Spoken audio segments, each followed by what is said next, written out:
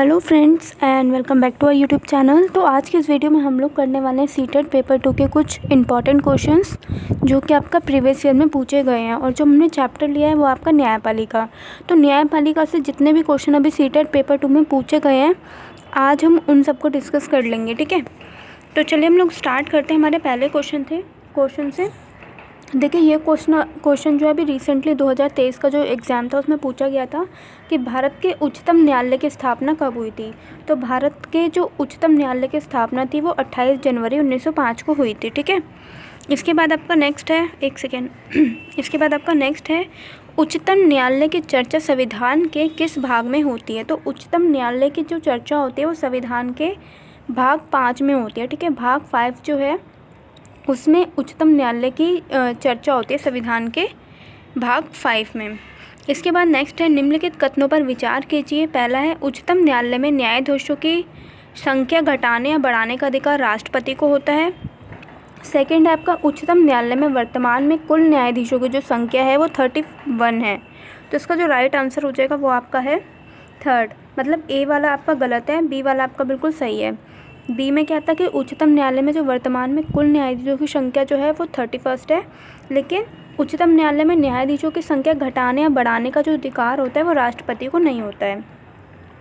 इसके बाद आपका नेक्स्ट क्वेश्चन है, निम्नलिखित कथनों पर विचार कीजिए। उच्चतम न्यायालय का न्यायाधीश अपना त्यागपत्र भारत के मुख्य न्यायाधीशों को देता है। उच्चतम न्यायालय का जो न्यायाधीश होता है वो अपना त्यागपत्र किसको देता है? भारत के मुख्य न्यायाधीश को। और सेकंड बोल रहा है कि उच्चतम न्यायालय का न्यायाधीश 62 वर्ष की उम्र में सेवानिवृत्त होता है। तो ये दोनों ही बातें बिल्कुल गलत हो जाएगी, ऐसा नहीं है।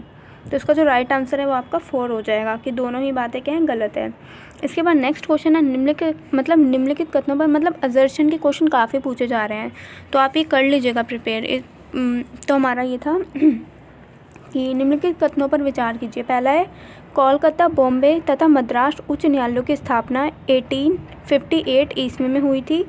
वर्तमान में उच्च न्यायालयों की संख्या कितनी बताइए? 24। तो फर्स्ट वाला आपका सही है कि वर्तमान में जो कुल उच्च न्यायालयों की संख्या है वो 24 है। कोलकाता, बॉम्बे और मद्रास उच्च न्यायालयों की स्थापना 1858 में नहीं हुई थी, ठीक है।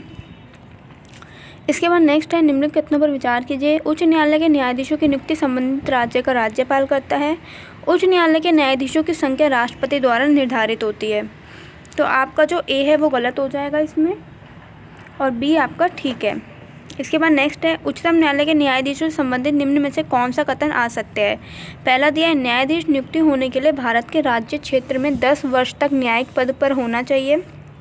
भारतीय किसी उच्च न्यायालय में 10 वर्ष तक अधिवक्ता हो रहा हो, अपने त्यागपत्र राष्ट्रपति को देता हो, या 65 वर्ष की उम्र में सेवानिवृत्त हो जाता है। तो इसका जो राइट आंसर है आपका 4 हो जाएगा। नेक्स्ट है आपका, इसमें भी आपको विचार देना है कथन पर, ठीक है। परमादेश जारी करने के लिए उच्च न्यायालय को उच्चतम न्यायालय से अधिक शक्ति प्राप्त होती है। ये बात बिल्कुल ठीक है आपकी। सेकंड है, उच्च न्यायालय के न्यायाधीशों को विधानसभा के परामर्श पर राज्यपाल हटा सकता है। तो ये बात आपकी गलत हो जाएगी। तो आपका ए आंसर राइट है। इसके बाद नेक्स्ट है, निम्न कथनों पर विचार कीजिए। अधीनस्थ न्यायालय उच्चतम न्यायालय के पर्यवेक्षण में कार्य करता है। जिला न्यायाधीश जिले का प्रमुख न्यायिक प्राधिकारी होता है। तो दोनों ही बातें बिल्कुल राइट हो जाएगी इसमें, ठीक है। ए और बी दोनों बातें क्या है, राइट है। इसके बाद नेक्स्ट है, डी.के. बासु के निर्देश अनुसार गिरफ्तार व्यक्ति की गिरफ्तारी की सूचना उसके संबंधी को 8 से 12 घंटे के अंदर दी जानी चाहिए। ये बात बिल्कुल आपकी ठीक है। इसके बाद नेक्स्ट है कि जनहित याचिका दायर करने के लिए अदालत को 14 दिन में पूर्व सूचना दी जानी चाहिए। तो आपके 2 दर्शन से, तो इसमें आपका ए वाला सही है, बी गलत हो जाएगा, ठीक है। नेक्स्ट आपका, भारतीय संविधान द्वारा दिया गया डैश नागरिकों को यह अनुमति देता है कि वह उच्च न्यायालय या सर्वोच्च न्यायालय जा सके यदि उन्हें ऐसा लगता है कि उनके मौलिक अधिकारों का सरकार द्वारा उल्लंघन हो रहा है। तो ये क्या हो जाएगा आपका, संवैधानिक उपचारों का अधिकार। ये आपका सीटेट जनवरी 2012 में क्वेश्चन पूछा गया था। इसके बाद आपका नेक्स्ट है, जनहित याचिका PIL द्वारा डैश आई है। तो जनहित याचिका द्वारा क्या आया था, न्याय मिलने में बढ़त हुई थी जनहित याचिका के आने से। नेक्स्ट है आपका न्यायाधीश किसी मुकदमे पर निर्णय लेता है। जो न्यायाधीश होता है वो किसी मुकदमे पर निर्णय किसके आधार पर लेता है? सबूतों के आधार पर। नेक्स्ट है, न्यायपालिका के संदर्भ में निम्नलिखित प्रावधानों में से निम्न को पहचानिए। न्यायाधीश की नियुक्ति सरकारी हस्तक्षेप के बिना होती है। न्यायाधीशों को सेवाकाल निश्चित होता है। शक्तियों का पृथक्करण, तो इसका जो राइट आंसर है वो आपका हो जाएगा शक्तियों का पृथक्करण। मतलब इसमें पूछा है न्यायपालिका के संदर्भ में निम्नलिखित प्रावधानों में से कौन सा भिन्न है, तो इसमें शक्तियों का पृथक्करण नहीं होता है। ठीक है, नेक्स्ट आपका सर्वोच्च न्यायालय द्वारा निर्धारित DK वास्तु दिशा निर्देश निम्नलिखित में से किसके बारे में है, तो इसका राइट आंसर है फर्स्ट, किसी व्यक्ति को गिरफ्तार करने, रोके रखने तथा उनसे पूछताछ करने के लिए विभिन्न एजेंसियों द्वारा प्रयोग किए जाने वाले तरीके। नेक्स्ट है आपका निम्नलिखित में से कौन सा एक दीवानी सिविल कानून के दायरे में नहीं आता। जमीन को बेचने संबंधित विवाद करना, बच्चों को रखने का दावा करना, दहेज के लिए महिला को परेशान करना, तो ये वाला आपका किस में नहीं आता, दीवानी सिविल कानून के अंदर नहीं आता। नेक्स्ट है आपका न्यायपालिका के संबंध में निम्नलिखित कथनों में से कौन सा कथन गलत है। न्यायपालिका को संसद द्वारा पारित किए गए कानून को रद्द करने का अधिकार होता है, बिल्कुल सही बात है। यह नागरिकों के मौलिक अधिकारों की सुरक्षा करने में महत्वपूर्ण भूमिका निभाता है। न्यायिक व्यवस्था नागरिकों तथा नागरिकों के सरकार के बीच पैदा होने वाले विवादों को हल करने की क्रियाविधि उपलब्ध कराती है, परंतु दो राज्य सरकारों के बीच नहीं। ये आपका गलत हो जाएगा। न्यायपालिका के कार्यक्षेत्र में विधायिका और कार्यपालिका हस्तक्षेप नहीं रोक सकती, तो इसका जो राइट आंसर है वो थर्ड हो जाएगा। संविधान के अनुच्छेद 22 में उल्लेखित फौजदारी दंड कानून के अंतर्गत प्रत्येक गिरफ्तारी व्यक्ति को निम्नलिखित में से कौन सा मौलिक अधिकार नहीं दिया जाता, तो पुलिस हिरासत में दिए गए इकबालिया बयान के आरोपी के खिलाफ सबूत के तौर पर इस्तेमाल किया जा सकता है। गिरफ्तार के 24 घंटों के अंदर मजिस्ट्रेट के समक्ष पेश करने का अधिकार, ऐसा नहीं होता। गिरफ्तारी के दौरान यह हिरासत में किसी की तरह के दुर्व्यवहार या यातना से बचने का अधिकार, या गिरफ्तारी के समय उसे यह जानने का अधिकार है कि गिरफ्तारी किस कारण से की जा रही है।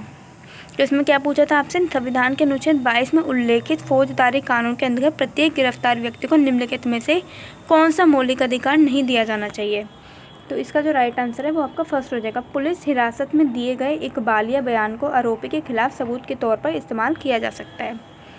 ठीक है, नेक्स्ट है न्यायिक समीक्षा पर दिए गए निम्नलिखित दो कथनों को ए और सेकंड या फर्स्ट और सेकंड को पढ़कर उस पर विचार करना है और सही उत्तर का पता कराना है। पहला है, संसद द्वारा पारित किया गया कोई कानून संविधान के आधारभूत ढांचे का उल्लंघन करता है तो न्यायपालिका ऐसे कानून को रद्द कर सकती है। कोई विधायक न्यायपालिका के द्वारा पास किए बिना कानून नहीं बना सकता, तो इसका जो सेकंड है वो गलत है, फर्स्ट वाला राइट हो जाएगा। नेक्स्ट है, जनहित याचिका के संदर्भ में नीचे दिए गए कथनों पर विचार कीजिए और सही उत्तर का चयन कीजिए। यह एक ऐसी व्यवस्था है जिसके माध्यम से सरकार के क्रियाकलापों के विषय में आवश्यक जानकारी प्राप्त करते हैं। ये एक ऐसी व्यवस्था है जिसके माध्यम से किसी व्यक्ति या संस्था को उनके अधिकार का उल्लंघन हुआ है तो उन्हें न्याय पाने के लिए उच्च न्यायालय या सर्वोच्च न्यायालय में याचिका दायर करने का अधिकार है। तो इसमें फर्स्ट जो हो जाएगा वो गलत हो जाएगा आपका और सेकंड वाला बिल्कुल ठीक है। नेक्स्ट है, भारतीय न्यायिक व्यवस्था के संदर्भ में अपील की व्यवस्था का अर्थ है, तो हम डायरेक्ट आंसर पर चलते हैं। इसका सेकंड है, किसी व्यक्ति को अगर ऐसा लगता है कि निचली अदालत द्वारा लिया गया फैसला सही नहीं है तो वह उससे ऊपर की अदालत में जाकर अपील कर सकता है।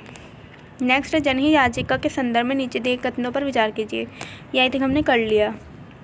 नेक्स्ट है, भारतीय न्याय व्यवस्था के संदर्भ में अपील की व्यवस्था हो गया। नेक्स्ट है आपका, अपराध की जांच करने में पुलिस की भूमिका के संदर्भ में निम्नलिखित में से कौन सा कथन सही है। सर्वोच्च न्यायालय के दिशा निर्देश पुलिस को जांच के दौरान किसी को सताने या पीटने या गोली मारने की अनुमति नहीं देता है, तो ये राइट हो जाएगा आपका फर्स्ट, पुलिस को ये सारे अधिकार प्राप्त नहीं है। भारत में उच्च न्यायालय के संबंध में दिए गए दो कथनों पर विचार कीजिए। उच्च न्यायालय राज्य सरकारों के अंतर्गत आते हैं और उनकी ओर से ही कार्य करते हैं। उच्च न्यायालय के सभी न्यायाधीशों की नियुक्ति राज्य के मुख्यमंत्री के साथ विचार विमर्श करने के बाद की जाती है, तो इसका राइट आंसर कोई भी नहीं है, ये दोनों ही बिल्कुल गलत है, तो सेकंड। ठीक है, तो ये दोनों बातें क्या हो जाएगी आपकी गलत हो जाएंगी। तो ये थे आपके कुछ क्वेश्चंस जो कि आपके प्रीवियस ईयर में पूछे गए हैं। देखिए 2016 में पूछे गए हैं, 15 के पूछे गए हैं, 12 में पूछे गए हैं और इन क्वेश्चन के अब भी पूछने के 100% चांस है, क्योंकि क्वेश्चन जो है वो प्रीवियस ईयर के बहुत ज़्यादा रिटर्न हो रहे हैं, ऑनलाइन वाले भी रिटर्न आ रहे हैं मतलब, और आपके जो पहले के जो एग्ज़ाम्स हैं उनके भी, तो आप ये प्रिपेयर कर लीजिएगा। Thank you guys for watching my video. अगर वीडियो आपके लिए हेल्पफुल रही हो तो वीडियो को लाइक कीजिएगा और चैनल को सब्सक्राइब कर दीजिएगा ताकि आने वाली जितने भी वीडियोज़ हैं आपको मिल सके। Thank you.